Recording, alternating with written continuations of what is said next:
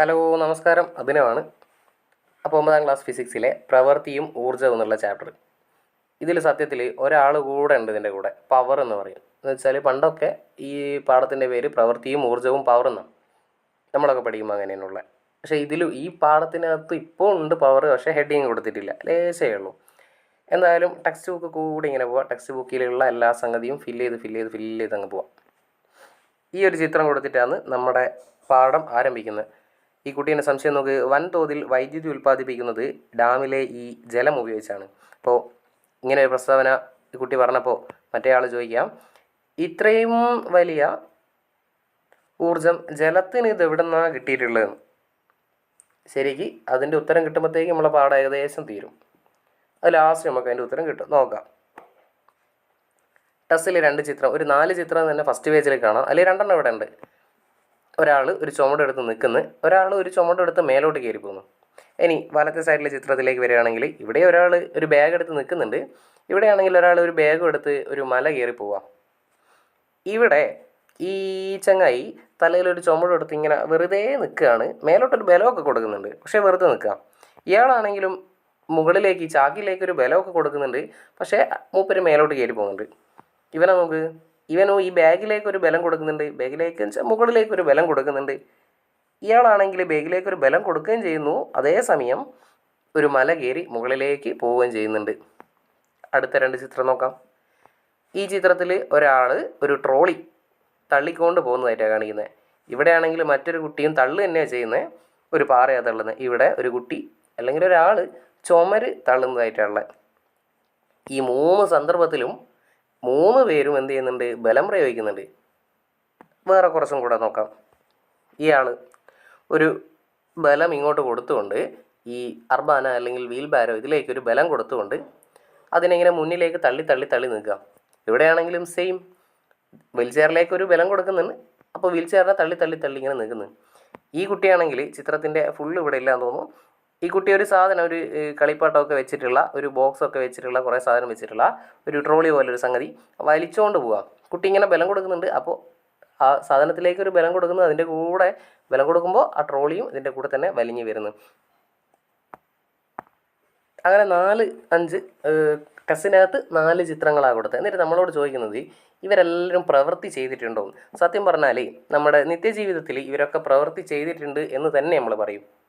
ഒരാളിങ്ങനെ തലയിൽ ഇത്രയും വലിയ ചാക്കൊക്കെ എടുത്ത് ഇങ്ങനെ കുറേ നേരം നിൽക്കുകയെന്ന് പറഞ്ഞാൽ വലിയ പ്രയാസമല്ലേ, ഒരു പ്രവൃത്തി ചെയ്തെന്നാണ് സാധാരണ നമ്മൾ പറയാം. ഇവിടെ ഈ കുട്ടി കുറേ സമയം രാവിലെ തൊട്ട് വൈകുന്നേരം വരെ നിന്ന് ഈ പാറ തള്ളിക്കൊണ്ടിരിക്കുക അല്ലെങ്കിൽ ഈ ചുമര് തള്ളിക്കൊണ്ടിരിക്കുകയാണെങ്കിൽ നല്ലോണം പണിയെടുക്കുന്നുണ്ട്, നല്ലോണം പ്രവൃത്തി ചെയ്യുന്നുണ്ട് എന്നൊക്കെ നമ്മൾ പറയും. പക്ഷേ ഫിസിക്സിലേക്ക് വരുമ്പോൾ അല്ലെങ്കിൽ സയൻസിലേക്ക് വരുമ്പോൾ ഇതിനെയൊക്കെ പ്രവൃത്തിയായിട്ട് പരിഗണിക്കാൻ പറ്റില്ല. ചിലത് നമ്മളിപ്പോൾ കണ്ട ഇത്രയും ചിത്രങ്ങളിൽ ചിലതൊക്കെ പ്രവൃത്തിയാണ്, പക്ഷേ ചിലതൊന്നും പ്രവൃത്തിയല്ല. അപ്പോൾ പ്രവൃത്തിയാവണമെങ്കിൽ അതിന് വേണ്ട മാനദണ്ഡം എന്തൊക്കെയാണെന്ന് നോക്കാം. പ്രവൃത്തിയാവണമെങ്കിൽ ബലം പ്രയോഗിക്കുകയും വേണം, അതേസമയം ബലം പ്രയോഗിച്ച വസ്തുവിന് സ്ഥാനാന്തരം ഉണ്ടാവുകയും വേണം. സ്ഥാനാന്തരം എങ്ങോട്ടാണ് എന്നുള്ളതൊന്നുമല്ല, ബലം പ്രയോഗിച്ചിട്ടുണ്ടെങ്കിൽ കൃത്യമായിട്ട് സ്ഥാനാന്തരം ഉണ്ടാവുകയും വേണം. അങ്ങനെയാണെങ്കിൽ മാത്രമേ അതിനെ പ്രവൃത്തിയായിട്ട് നമുക്ക് പരിഗണിക്കാൻ വേണ്ടി പറ്റുള്ളൂ. അങ്ങനെയാണെങ്കിൽ ഈ 3 ചിത്രത്തിൽ 2 ആൾ പ്രവൃത്തി ചെയ്യുന്നുണ്ട്, 2 ആൾ പ്രവൃത്തി ചെയ്യുന്നില്ല. ഈ ഒന്നാമത്തവനെ നോക്ക്, ഇത്രയും വലിയ ചാക്കൊക്കെയാണ്, പക്ഷേ ഈ ചാക്കിലേക്ക് ബലമൊക്കെ കൊടുക്കുന്നുണ്ട്, മുകളിലേക്ക് തന്നെയാണ് ബലം കൊടുക്കുന്നത്. തല കൊണ്ടിങ്ങനെ മേലെ കൊടുക്കുന്നില്ല, അല്ലെങ്കിൽ കൈ കൊണ്ടിങ്ങനെ മേലേക്ക് കൊടുക്കുന്നുണ്ട്. പക്ഷേ ബലം കൊടുത്താൽ മാത്രം പോരാ, സ്ഥാനാന്തരം ഉണ്ടാവുകയും വേണം. ഈ വസ്തുവിനിവിടെ എന്തെങ്കിലും സ്ഥാനാന്തരം ഉണ്ടോ? ഒരു സ്ഥാനാന്തരമില്ല. അങ്ങനെയാണെങ്കിൽ നമ്മൾ പറയും ഇയാൾ ചെയ്ത പ്രവൃത്തി 0ആണ്, അല്ലെങ്കിൽ പ്രവൃത്തി ചെയ്തിട്ടില്ല എന്ന് പറയും.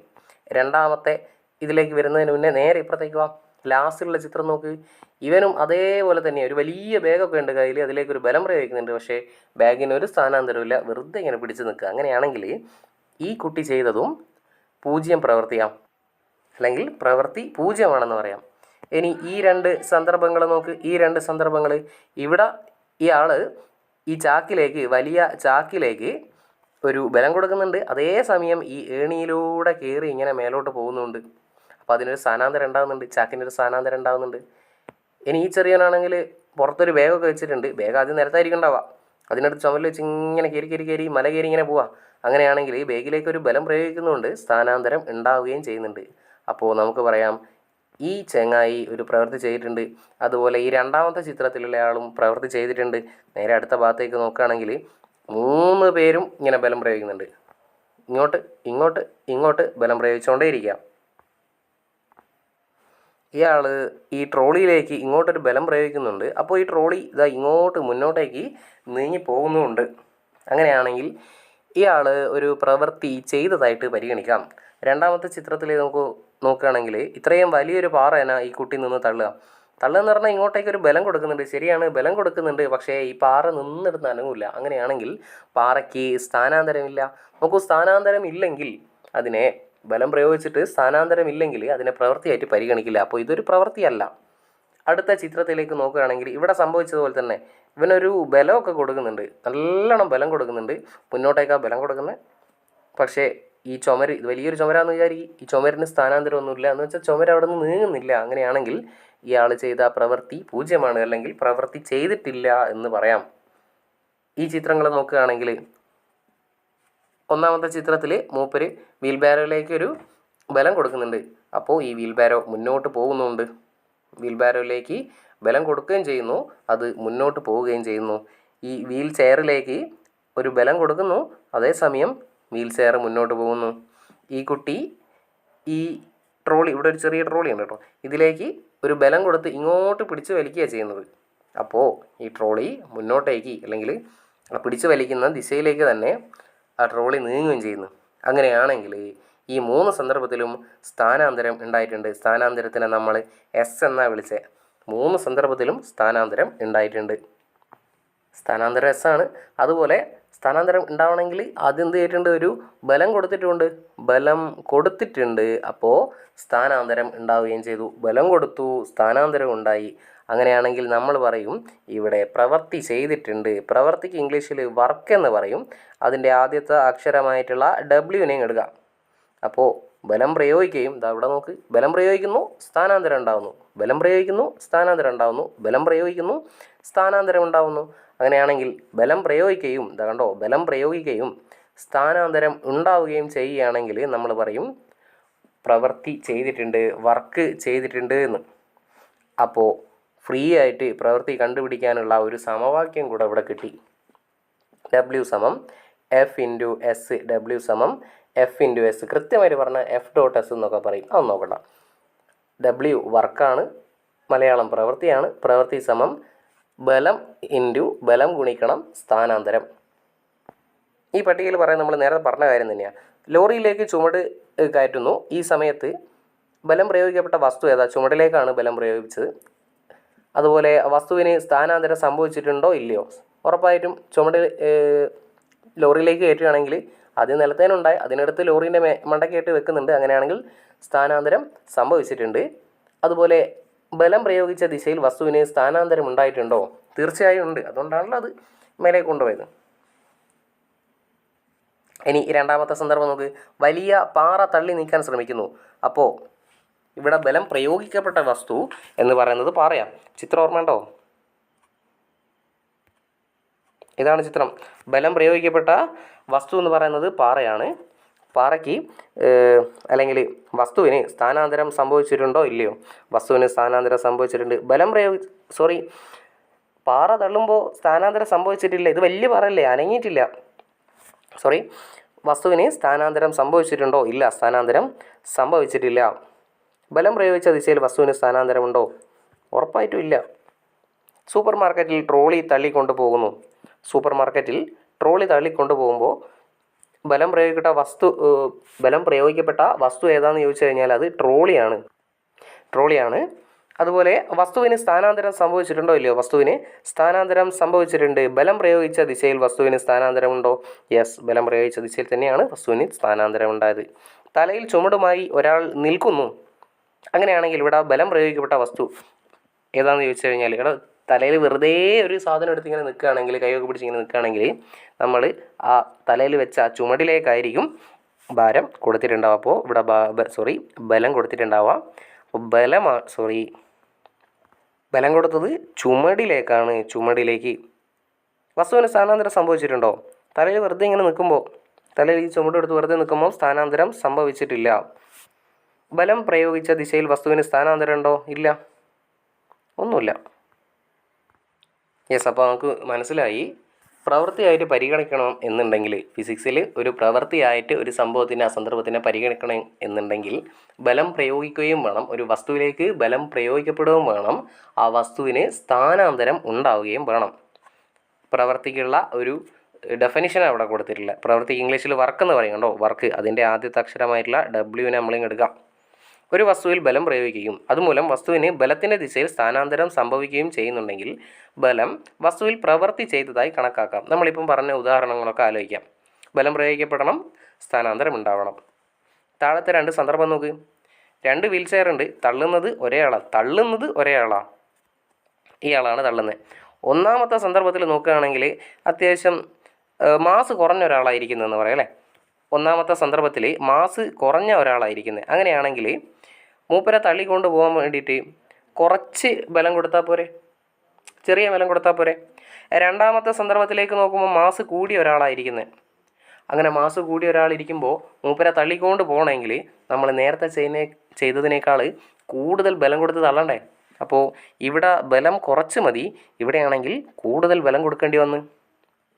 അങ്ങനെയാണെങ്കിൽ നിങ്ങൾ പറയാൻ വേണ്ടി ശ്രമിക്കുക, ഈ 2 സന്ദർഭത്തിൽ ഏതിലായിരിക്കും കൂടുതൽ പ്രവൃത്തി ചെയ്തതായിട്ട് പരിഗണിക്കാൻ പറ്റാം? യെസ്, അത് രണ്ടാമത്തെ സന്ദർഭത്തിലാണ്. മാസ് കൂടിയപ്പോൾ നമ്മൾ കൂടുതൽ ബലം കൊടുത്തപ്പോൾ കൂടുതൽ പ്രവൃത്തി ചെയ്തതായിട്ട് നമ്മൾ പരിഗണിക്കുന്നത്. ഇനി ടെക്സ്റ്റിൽ തന്ന കാര്യങ്ങളൊക്കെ ഒന്ന് വായിച്ചു നോക്കാം. തറയിലൂടെ തിരശ്ചീനമായ തലത്തിൽ വസ്തുക്കളെ ചലിപ്പിക്കുമ്പോൾ നാം ഘർഷണ ബലത്തിനെതിരായാണ് ബലം പ്രയോഗിക്കുന്നത്. അതിനാൽ നാം ഘർഷണ ബലത്തിനെതിരായാണ് ഇവിടെ പ്രവൃത്തി ചെയ്യുന്നത്. ശരിയാ. നിലത്തൂടെ ഇങ്ങനെ ഒരു സാധനത്തിനെ വലിച്ചുകൊണ്ട് വരുമ്പോൾ നമ്മൾ ആ ഇപ്പോൾ തറയിലൂടെ വലിച്ചുകൊണ്ട് വരുന്നത്, അല്ലെങ്കിൽ തള്ളിക്കൊണ്ട് പോകുന്നെങ്കിൽ, ഇപ്പോൾ തള്ളിക്കൊണ്ട് പോകുന്ന ഒരു സന്ദർഭം ആലോചിക്കുക. ഒരു പെട്ടീനെ നിലത്ത് വെച്ചിട്ട് തറയിൽ വെച്ചിട്ട് തള്ളിക്കൊണ്ട് പോവുകയാണെങ്കിൽ ഈ തറ പെട്ടീനോട് പോണ്ടാന്ന് പറയുന്ന പോലെ ഉണ്ടാവും. അങ്ങ് കൊണ്ടുപോണ്ടാന്ന് പറയുന്ന പോലെ ഒരു പിടുത്തം പോലെ. അതിനാണ് നമ്മൾ ഘർഷണ ബലം എന്ന് പറയുന്നത്. വസ്തുവിൻ്റെ ആ ചലനദിശയ്ക്ക് എതിരായിട്ട് തറയിൽ നിന്ന് ഒക്കെ അനുഭവപ്പെട്ട ആ ബലം. ശരിയാ. ഈ സന്ദർഭത്തിലൊക്കെ ഇവിടെയാണെങ്കിലും നേരത്തെ കണ്ട ഇവിടെ ഒക്കെ ആണെങ്കിലും എല്ലാ സ്ഥലത്തും ഘർഷണ ബലമുണ്ട്. ഒക്കെ പ്രയോഗിക്കുന്നത് തറയാം. ഇവിടെ ഈ പറഞ്ഞ സന്ദർഭങ്ങളിലൊക്കെ ഘർഷണ ബലം പ്രയോഗിക്കുന്നത് തറയാം. ശരി. ഏത് സന്ദർഭത്തിലാണ് കൂടുതൽ പ്രവൃത്തി ചെയ്തിട്ടുണ്ടാവുക? സന്ദർഭം 2-ലെ രണ്ടാമത്തെ സന്ദർഭത്തിൽ. ഇവിടെയല്ലേ കൂടുതൽ പ്രവൃത്തി ചെയ്തത്? ഇവിടെ പ്രവൃത്തിയുടെ അളവിനെ സ്വാധീനിച്ച ഘടകം ഏതാണ്? അത് ബലമാണ്. രണ്ടാമത്തെ സന്ദർഭത്തിലെ രോഗിയെ സമാന സാഹചര്യത്തിൽ 20 മീറ്റർ അകലേക്ക് തള്ളിക്കൊണ്ടു പോകുന്നെങ്കിൽ പ്രവൃത്തിയുടെ അളവ് കൂടുമല്ലോ. എന്ന് വെച്ചാൽ നേരത്തെ ഒരു 10 മീറ്റർ തള്ളിക്കൊണ്ട് പോയിട്ടുള്ളൂ, ഇനിയിപ്പോൾ 20 മീറ്റർ തള്ളിക്കൊണ്ട് പോകുന്നുണ്ടെങ്കിൽ എന്ന് വെച്ചാൽ സ്ഥാനാന്തരം കൂട്ടിക്കഴിഞ്ഞാൽ നമ്മൾ കൂടുതൽ പ്രവൃത്തി ചെയ്യേണ്ടതായിട്ട് വരൂലേ. ആദ്യം കുറച്ച് ദൂരമേ ഉള്ളൂ, കുറച്ച് സ്ഥാനാന്തരമേ ഉള്ളൂ. ഇപ്പോൾ കൂടുതൽ 20 മീറ്റർ സ്ഥാനാന്തരം ഉണ്ടാക്കി, കൂടുതൽ ദൂരത്തേക്ക്, ദൂരം എന്ന് പറയൂല, കൃത്യമായിട്ട് നമ്മൾ സ്ഥാനാന്തരം എന്നാണ് പറയുക. കൂടുതൽ സ്ഥാനാന്തരം ഉണ്ടാക്കി. അങ്ങനെ കൂടുതൽ സ്ഥാനാന്തരം ഉണ്ടായപ്പോൾ കൂടുതൽ സ്ഥാനാന്തരത്തേക്ക്, കൂടുതൽ സ്ഥലത്തേക്ക്, കൂടുതൽ ദൂരത്തേക്ക് നമ്മൾ തള്ളിക്കൊണ്ട് പോയപ്പോൾ നമ്മൾ ചെയ്ത പ്രവൃത്തി കൂടി, കൂടുതൽ പ്രവൃത്തി ചെയ്യേണ്ടതായിട്ട് വന്നു. അങ്ങനെയാണെങ്കിൽ നോക്ക്, ഇവിടെ പ്രവൃത്തിയുടെ അളവ് വർദ്ധിക്കാൻ കാരണമായ ഘടകം ഏതാണ്? ബലമാണോ സ്ഥാനാന്തരമാണോ? സ്ഥാനാന്തരമാണ്. മുകളിൽ പരിചയപ്പെട്ട സന്ദർഭങ്ങളിൽ നിന്ന് പ്രവൃത്തിയെ സ്വാധീനിക്കുന്ന ഘടകങ്ങൾ ഏതൊക്കെയാണെന്ന് സയൻസ് ഡയറിയിൽ കുറിക്കൂ. ഒന്ന് ബലമാണെന്ന് കൊടുത്തിട്ടുണ്ട്, രണ്ടാമത്തത് സ്ഥാനാന്തരമല്ലേ, സ്ഥാനാന്തരം. യെസ്, സ്ഥാനാന്തരം. നിങ്ങളുടെ ടെക്സ്റ്റിൻ്റെ വലിയൊരു പ്രത്യേകത എന്ന് പറഞ്ഞാൽ ടെസ്റ്റിൽ എവിടെയെങ്കിലും ഒരു ചോദ്യം ഉണ്ടെങ്കിൽ അതിൻ്റെ അടുത്ത് തന്നെ ഒരു ചുറ്റിനായിട്ട് തന്നെ അതിൻ്റെ ഉത്തരം കാണും. ബലവും സ്ഥാനാന്തരമല്ലേ ഇവിടെ ഉത്തരമായിട്ട് വന്നേ. നോക്ക്, അതല്ലേ ഇവിടെ ഉള്ളേ. ഏകദേശം അതിൻ്റെ ഒക്കെ ഒരു റൗണ്ടിൽ ഉത്തരം നേരിട്ട് പറയാണ്ട് ഏതെങ്കിലും ഒരു ഭാഗത്തായിട്ട് ഇങ്ങനെ കിടക്കുന്നുണ്ടാവും. ശ്രദ്ധിച്ചാൽ മതി. ഇനി പ്രയോഗിച്ച ബലത്തിൻ്റെയും വസ്തുവിനെ ബലത്തിൻ്റെ ദിശയിലുണ്ടായ സ്ഥാനാന്തരത്തിൻ്റെയും ഗുണനഫലമായിരിക്കും പ്രവൃത്തിയുടെ അളവ്. അതായത് പ്രവൃത്തി എങ്ങനെയാണ് കണ്ടുപിടിക്കാൻ, നമ്മൾ നേരത്തെ പറഞ്ഞ കാര്യം. പ്രവൃത്തി എങ്ങനെ കണ്ടുപിടിക്കാം? പ്രവൃത്തിയെ W വെച്ച് സൂചിപ്പിക്കുന്നൊക്കെ പറഞ്ഞു. പ്രയോഗിച്ച ബലത്തിൻ്റെയും വസ്തുവിന് ബലത്തിൻ്റെ ദിശയിലുണ്ടായ സ്ഥാനാന്തരത്തിൻ്റെയും ഗുണനഫലമായിരിക്കും പ്രവൃത്തിയുടെ അളവ്. നോക്ക്, F ന്യൂട്ടൺ ബലം തുടർച്ചയായി പ്രയോഗിച്ചപ്പോൾ ബലത്തിൻ്റെ ദിശയിൽ ഉണ്ടായ സ്ഥാനാന്തരം S മീറ്റർ ആണെങ്കിൽ ബലം വസ്തുവിൽ ചെയ്ത പ്രവൃത്തി എത്രയായിരിക്കും എന്ന് കണ്ടുപിടിക്കാൻ വേണ്ടി പോകാം. അതായത് ഒരു വസ്തു ഉണ്ട്, ഏതോ ഒരു വസ്തു ആ വസ്തുവിലേക്ക് ഒരു എഫ് ന്യൂട്ടൺ ബലം എത്രയാണെന്നുള്ളതില്ല, നമ്മൾ എക്സ് എന്നൊക്കെ എടുക്കുന്നില്ലേ, അറിഞ്ഞൂടാത്തതിന് എക്സ് എന്ന് വിളിക്കുന്ന പോലെ എഫ് ന്യൂട്ടൺ ബലം ഒരു വസ്തുവിലേക്ക് പ്രയോഗിച്ചു. അങ്ങനെ പ്രയോഗിച്ചപ്പോൾ ആദ്യം ഈ പെട്ടി, ഈ സാധനം ഇവിടെ ഉണ്ടായിരുന്നു, തറയിലാണ് നിൽക്കുന്നത്. അങ്ങനെ എഫ് ന്യൂട്ടൺ ബലം പ്രയോഗിച്ച് കഴിഞ്ഞപ്പോൾ ഈ പെട്ടി ഇവിടെ നിന്ന് മാറി കുറച്ച് ദൂരത്തേക്ക്, കൃത്യമായിട്ട് പറഞ്ഞാൽ അതിനൊരു സ്ഥാനാന്തരം ഉണ്ടായി. ആ സ്ഥാനാന്തരത്തിനെ നമ്മൾ എസ് എന്ന് വിളിക്കുന്നു. അങ്ങനെയാണെങ്കിൽ ഇവിടെ ചെയ്ത പ്രവൃത്തി സമം ബലം ഗുണിക്കണം സ്ഥാനാന്തരം. അത് അക്ഷരത്തിലേക്കൊന്ന് ചുരുക്കി എഴുതിയാൽ ഡബ്ല്യു സമം എഫ് എസ്, ഡബ്ല്യു സമം എഫ് എസ്. നല്ലൊരു ഇക്വേഷനാണ്, എടുത്തു വെച്ചോ, പെട്ടിയിലാക്കി വെച്ചോ, പുറത്തൊന്നും പോകണ്ട. നല്ലൊരു സമവാക്യമാണ്. നോക്കുക, അതിൻ്റെ ചുവട്ടിൽ പ്രവൃത്തിയുടെ യൂണിറ്റ് കണ്ടുപിടിക്കുന്നത്. എന്തിൻ്റെ സമവാക്യം കയ്യിലുണ്ടെങ്കിലും യൂണിറ്റ് കണ്ടുപിടിക്കാൻ ഒരു പ്രയാസമില്ല. പ്രവൃത്തിൻ്റെ സമവാക്യം കയ്യിലുണ്ട്. പ്രവൃത്തിൻ്റെ സമവാക്യം ബലം ഗുണിക്കണം സ്ഥാനാന്തരം എന്നാണ്. അപ്പോൾ ബലത്തിൻ്റെ യൂണിറ്റ് എടുക്കുക. ബലത്തിൻ്റെ യൂണിറ്റ് എന്ന് പറഞ്ഞാൽ ന്യൂട്ടനാണ്. ഗുണിക്കണം സ്ഥാനാന്തരത്തിൻ്റെ യൂണിറ്റ് എന്ന് പറഞ്ഞാൽ അത് മീറ്ററാണ്. അപ്പോൾ നമുക്ക് കിട്ടി ന്യൂട്ടൺ മീറ്റർ ആയിരിക്കും പ്രവൃത്തിയുടെ യൂണിറ്റായിട്ട് വരിക. ന്യൂട്ടൺ മീറ്റർ പ്രവൃത്തിയുടെ യൂണിറ്റ്, വെറും യൂണിറ്റ്. ഇനി എസ് ഐ യൂണിറ്റ് ആണോ എന്ന് ചോദിച്ചാൽ എസ് ഐ യൂണിറ്റ് ഇതൊന്നുമല്ല. എസ് ഐ യൂണിറ്റ് വേറെയാണ്. അയാളുടെ പേര് ജൂൾ എന്നാണ്. ജെ എന്ന അക്ഷരം ഉപയോഗിച്ചൊക്കെ കാണിക്കും. ടെസ്റ്റിൻ്റെ അകത്ത് കൊടുത്തിട്ടുണ്ട്. ജെയിംസ് പ്രെസ്കോട്ട് ജൂൾ എന്ന് പറയുന്നുള്ള ഒരു ശാസ്ത്രജ്ഞനുണ്ട്. മൂപ്പരോടുള്ള ഒരു ആദരസൂചകം എന്നൊക്കെയുള്ള രീതിയിലാണ് നമ്മൾ ജെ എന്ന അക്ഷരം അല്ലെങ്കിൽ ജൂൾ എന്ന് പ്രവൃത്തിയുടെ എസ് ഐ യൂണിറ്റായിട്ട് പരിഗണിക്കുന്നത്. ഈ ജൂൾ ശരിക്കും താപമായിട്ടൊക്കെ ബന്ധപ്പെട്ട് കുറേ കണ്ടുപിടുത്തമൊക്കെ നടത്തിയ ഒരു വലിയ മനുഷ്യനാണ്. ഇനി പറയുന്നത് ഒരു ജൂൾ എത്രയാണ് എന്നുള്ളത്. ജൂൾ എന്നൊക്കെ പറഞ്ഞു. ഇനി എന്താണ് ഒരു ജൂൾ, അല്ലെങ്കിൽ ഒരു ജൂൾ എന്ന് പറഞ്ഞാൽ എത്രയാണ്, അതിൻ്റെ ഒരു അളവ് വേണ്ടേ, അത് എത്രയാണെന്നുള്ളതാണ്. ഒരു വസ്തുവിൽ 1 ന്യൂട്ടൺ ബലം പ്രയോഗിച്ചപ്പോൾ വസ്തുവിന് ബലത്തിൻ്റെ ദിശയിൽ 1 മീറ്റർ സ്ഥാനാന്തരം ഉണ്ടാകുന്നുവെങ്കിൽ ബലം വസ്തുവിൽ ചെയ്ത പ്രവൃത്തിയുടെ അളവ് 1 ജൂളാണ്. എന്താ ഇപ്പോൾ പറഞ്ഞേ? പ്രവൃത്തി കണ്ടുപിടിക്കാനുള്ള സമവാക്യം ഡബ്ല്യു സമം എഫ് എസ് ആണെന്നൊക്കെ നമുക്കറിയാം. നമ്മൾ 1 ന്യൂട്ടൺ ബലം ഒരു വസ്തുവിലേക്ക് പ്രയോഗിക്കുന്നു. ഒരു വസ്തു ഇത് അവിടെ ഉണ്ട്. ഈ വസ്തുവിലേക്ക് ഒരു 1 ന്യൂട്ടൺ ബലം പ്രയോഗിക്കുന്നു. 1 ന്യൂട്ടൺ ബലം പ്രയോഗിക്കുന്ന പ്രയാസമൊന്നുമില്ല. അങ്ങനെയാണെങ്കിൽ എഫിന് പകരം 1 എന്ന് എഴുതിക്കൂടെ? എഫിന് പകരം 1 എന്ന് എഴുതാം. F is equal to 1, F സമം 1. ശരി, അങ്ങനെ 1 ന്യൂട്ടൺ ബലം പ്രയോഗിച്ചപ്പോൾ ആ വസ്തുവിന് പ്രയോഗിച്ച ബലത്തിൻ്റെ അതേ ദിശയിൽ 1 മീറ്റർ സ്ഥാനാന്തരം ഉണ്ടായിന്ന് വെച്ചോ. ഈ വസ്തു ഇവിടെ നിന്ന് നീങ്ങിപ്പോയി. ഈ വസ്തുവിനുണ്ടായ സ്ഥാനാന്തരം ഇങ്ങനെ നീങ്ങി ഇവിടെ എത്തി. അപ്പോൾ ആ വസ്തുവിനുണ്ടായ സ്ഥാനാന്തരം 1 മീറ്ററാന്ന് വെക്ക്. അങ്ങനെയാണെങ്കിൽ സ്ഥാനാന്തരം എസ്സിന് പകരം നമ്മൾ എഴുതും 1 മീറ്റർ. 1 × 1. 1 കൊണ്ട് ഗുണിക്കുക. 1 കൊണ്ട് ഗുണിച്ചാൽ 1 തന്നെ. അപ്പോൾ കിട്ടിയില്ലേ? പ്രവൃത്തി സമം 1 ഗുണിക്കണം 1 സമം 1. ഇനി യൂണിറ്റ് വേണം. യൂണിറ്റ് ജൂളാ. 1 ജൂള് ആയില്ലേ? പോരെ? അപ്പോൾ 1 ജൂൾ എന്താണെന്നുള്ള കാര്യത്തിൽ ഒരു തീരുമാനമായി. 1 ജൂൾ എന്ന് പറഞ്ഞാൽ ഒരു വസ്തുവിലേക്ക് 1 ന്യൂട്ടൺ ബലം പ്രയോഗിക്കുകയും ചെയ്യുന്നു. അതേസമയം ആ വസ്തുവിനുണ്ടായ സ്ഥാനാന്തരം 1 മീറ്റർ ആവുക. 1 ന്യൂട്ടൺ ബലം പ്രയോഗിക്കുന്നു, 1 മീറ്റർ സ്ഥാനാന്തരം ഉണ്ടാകുന്നു. അങ്ങനെയാണെങ്കിൽ ആ വസ്തുവിലേക്ക് ഈ ബലം ചെയ്ത പ്രവൃത്തിയുടെ അളവിനെ നമ്മൾ വിളിക്കും 1 ജൂൾ. 1 ജൂൾ കണ്ടോ? 1 ജൂൾ. ഇനി ഗുരുത്വാകർഷണ ബലത്തിനെതിരായിട്ടൊക്കെ ചെയ്യുന്ന പ്രവൃത്തിയുടെ ഒക്കെ അളവ് കണ്ടുപിടിക്കുന്ന ഒരു സമവാക്യം, പുതിയൊരു സമവാക്യത്തിലേക്കൊക്കെ കടക്കണം. അതെന്തായാലും ഇപ്പോൾ ചെയ്താൽ കുറേ ആയിപ്പോവും. തൽക്കാലം ഇവിടെ വെച്ച് നിർത്താം. നമ്മൾ പറഞ്ഞ കാര്യങ്ങളിൽ ഏറ്റവും പ്രധാനപ്പെട്ടത് 1 ജൂൾ എത്രയാണെന്നുള്ളത് നോക്കണം. പിന്നെ എന്താണ് പ്രവൃത്തി എങ്ങനെ കണ്ടുപിടിക്കാം? പ്രവൃത്തി കണ്ടുപിടിക്കാൻ ഈ സമവാക്യം ഉപയോഗിക്കാം. ഡബ്ല്യു സമം എഫ് എസ്. ശരി, ഈ സമവാക്യ പ്രകാരം നോക്കുകയാണെങ്കിൽ ഈ ബലം കൂടിയാലും സ്ഥാനാന്തരം കൂടിയാലും ചെയ്ത പ്രവൃത്തിയുടെ അളവ് കൂടും. പ്രവൃത്തി സമം ബലം ഗുണിക്കണം സ്ഥാനാന്തരം. ബലം കൂടിയാലും സ്ഥാനാന്തരം കൂടിയാലും ചെയ്ത പ്രവൃത്തിയുടെ അളവ് കൂടും. പിന്നെ എന്താണ് പ്രവൃത്തി എന്നുള്ളത്, അതിൻ്റെ എന്താണ് പ്രവൃത്തി എന്ന് നിർവചിക്കുക എന്നൊക്കെ പറയും. അപ്പോൾ ഇതങ്ങ് എഴുതി കൊടുക്കണം. റെഡി? പിന്നെ ഇങ്ങനെ കുറച്ച് സന്ദർഭങ്ങൾ തന്നിട്ട് ഏതൊക്കെയാണ് പ്രവൃത്തിയായിട്ട് പരിഗണിക്കാൻ പറ്റുക, ഏതൊക്കെയാണ് പ്രവൃത്തിയായിട്ട് പരിഗണിക്കാൻ പറ്റാത്തത് എന്നൊക്കെ ചോദിക്കും. അങ്ങനെയാണെങ്കിൽ ബാക്കി നമുക്ക് അടുത്ത ക്ലാസ്സിൽ സെറ്റ് ചെയ്യാം. Okay, thank you.